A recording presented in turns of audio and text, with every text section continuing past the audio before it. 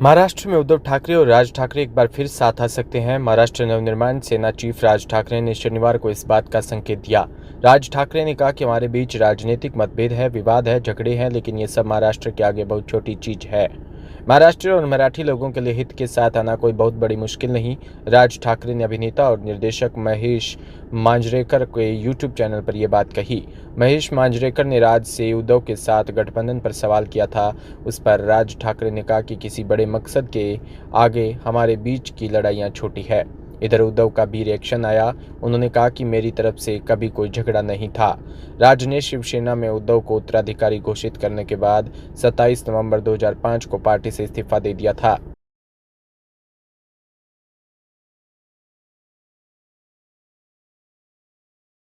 कोलायत से खबर। जंग अजनेर में स्थानीय पुलिस ने मुखबिर की सूचना पर भवानीगिरी गोस्वामी उम्र 34 वर्ष निवासी हारला रावलोतान के खेत पर पहुंचकर दबिश दी। उसके पास 80 किलो 250 ग्राम डोडा पोस्त बरामद हुआ।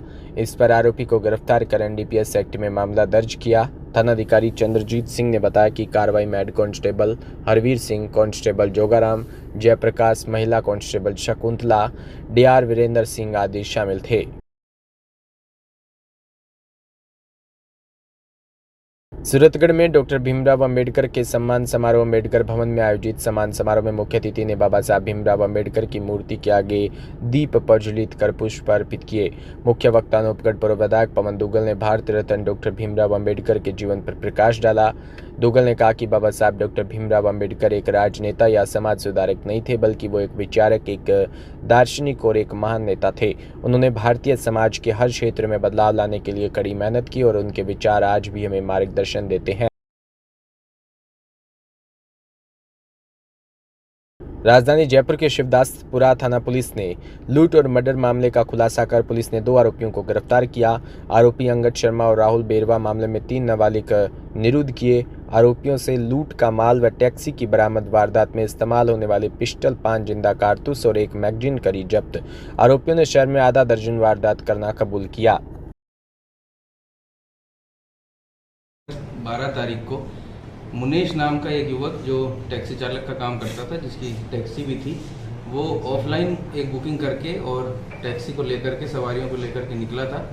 उसके बाद से शाम का समय होने के बाद जब उसके परिजनों ने, उसके मौसी के लड़के ने, उसके अन्य रिश्तेदारों ने उसको फ़ोन पर संपर्क करना चाहा तो फ़ोन स्विच ऑफ आ गया और उसका कोई अता पता नहीं लगा। 2 दिन तक परिजनों ने जो मृतक मुकेश है उसकी तलाश की। तत्पश्चात 14 तारीख को पुलिस थाना प्रताप नगर पर जाकर के गुमशुदगी दर्ज कराई। 14 ही तारीख को पुलिस थाना शिवदासपुरा में द्रव्यवती नाले में एक अज्ञात लाश, एक युवक की लाश मिली थी, जो द्रव्यवती नाले के जो मेन होल है, जो जाली है, उसमें अटकी हुई थी।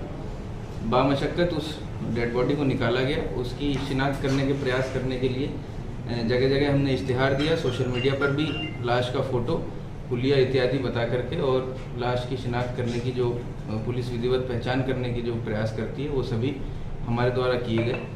उन्हीं में से किसी इश्तिहार को देख करके जो मृतक के परिजन थे, जिन्होंने प्रतापनगर थाना क्षेत्र में गुमशुदगी दर्ज कराई थी, उन्होंने इस लाश को मृतक